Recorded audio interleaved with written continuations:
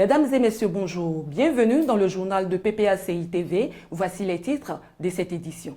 Retour sur le secrétariat général extraordinaire du Parti des peuples africains Côte d'Ivoire, présidé par le président Laurent Gbagbo le 30 septembre dernier.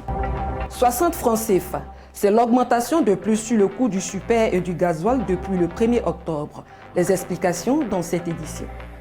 Le président Laurent Gbagbo a présidé une session extraordinaire du secrétariat général le 30 septembre à Cocody.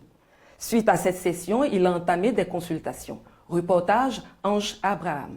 Un nombre pléthorique de membres dont certains n'ont jamais répondu à l'appel, d'autres régulièrement absents. C'est le constat du président Laurent Gbagbo, président du parti, qui promet mettre rapidement de l'ordre au secrétariat général. Est-ce que c'est normal qu'il y en a qui sont toujours présents et puis il y en a qui sont toujours absents? Qu'est-ce que ça veut dire? Que les autres, tous se battent pour être au secrétariat général, mais que certains, dès que leur nom est inscrit sur la liste du secrétariat général, ils disparaissent. Ils attendent la prochaine inscription pour venir se faire nommer. Donc ça, il faut corriger. Il y a des choses qu'il faut corriger. En sa session extraordinaire du 30 septembre, le diagnostic des maux qui minent le parti, tant au niveau de son fonctionnement que son organisation, a été posé. Ce sont entre autres questions celles liées aux compétences, à l'indiscipline et à la formation des militants. Au terme des discussions, le parti s'engage à mener dans les jours à venir un certain nombre de combats. Le parti a décidé de faire de l'inscription du président Laurent Gbagbo sur la liste électorale sa priorité absolue. Nous nous engageons donc dans cette bataille sans réserve pour l'inscription du président Laurent Gbagbo sur la liste électorale. Le parti a également érigé au rang de ses priorités de premier ordre la refonte totale de la CEI dans le sens d'une plus grande impartialité de cet organe. La refonte totale de la liste électorale, on dit bien la refonte totale de la liste électorale, afin d'en expurger toutes les anomalies qui favorisent la fraude et de toutes les autres formes de manipulation. Le découpage électoral ne peut rester dans son état actuel. Le PPAC entend se battre pour corriger les déséquilibres de ce découpage qui accorde un avantage certain au RHDP. Depuis le mercredi 4 octobre, le président Laurent Gbagbo a entamé une série de rencontres avec les organes et commissions du parti en vue d'un réajustement. Après le riz qui a connu une augmentation le mois dernier, la population ivoirienne s'est réveillée le 1er octobre avec l'augmentation du prix du carburant. Une augmentation de plus qui vient en rajouter au stress des populations en ces débuts d'année scolaire. Le récit de Françoise Rabé.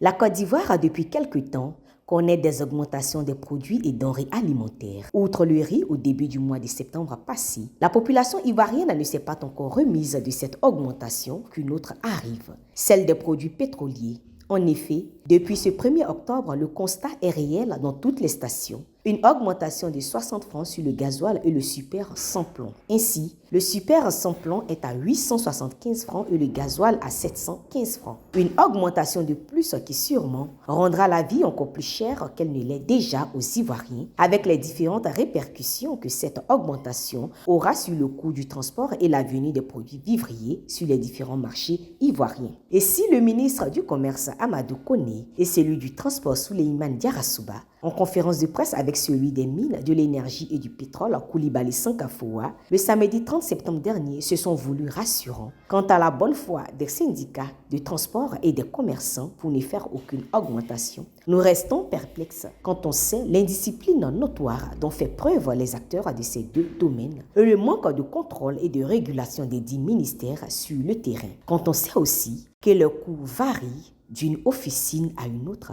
d'une boutique à une autre, d'un supermarché à un autre, d'une ligne de transport à une autre ligne de transport sur toute l'étendue du territoire ivoirien.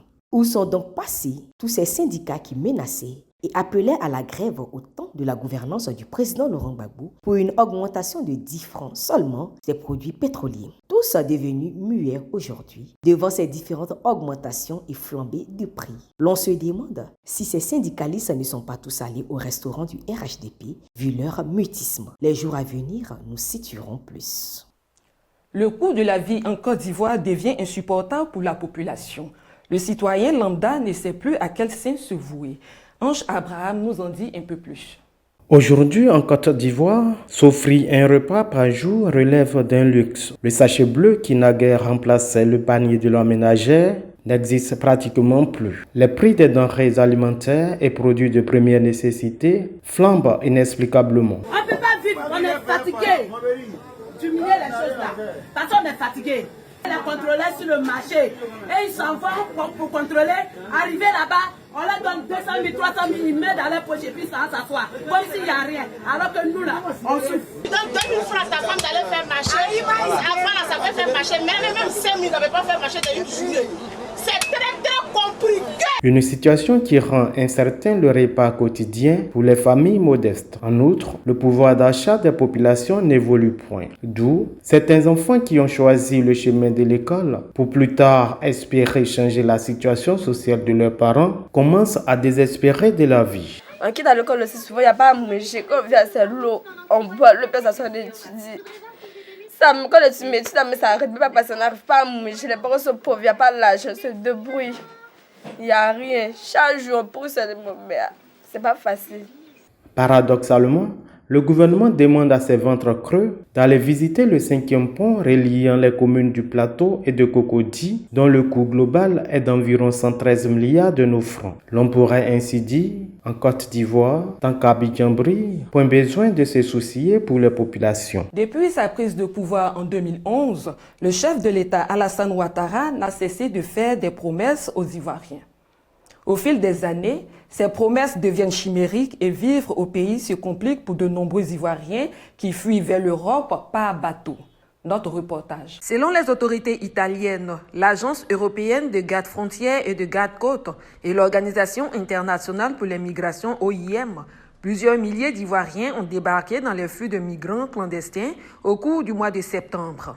Ce qui place la Côte d'Ivoire en 2e place parmi les pays exposés à cette situation irrégulière. Comme réaction, le gouvernement ivoirien, à travers son ministre de l'Intérieur Vagondo Diomondé, ne reconnaît pas tous ces migrants et évoque une fraude massive sur la nationalité. Alors que la Société nationale d'édition de documents administratifs et d'identification SNEDAI, une entreprise dirigée par Adama Bictogo, président de l'Assemblée nationale, est celle-là même qui délivre les passeports. À qui délivre-t-il les documents relatifs à la nationalité et à quelle fin? Nous, on n'a pas peur d'aller à ces élections. Nous, on n'a pas peur d'enrôler des étrangers pour constituer notre électorat. Pourtant, lorsque l'opposition a accusé le pouvoir de brader la nationalité ivoirienne en vue de constituer un bétail électoral, nos dirigeants sortent la carte de la xénophobie. Non, messieurs les dirigeants, ce sont des Ivoiriens, ne soyez pas xénophobes. Merci de nous avoir suivis. Au revoir.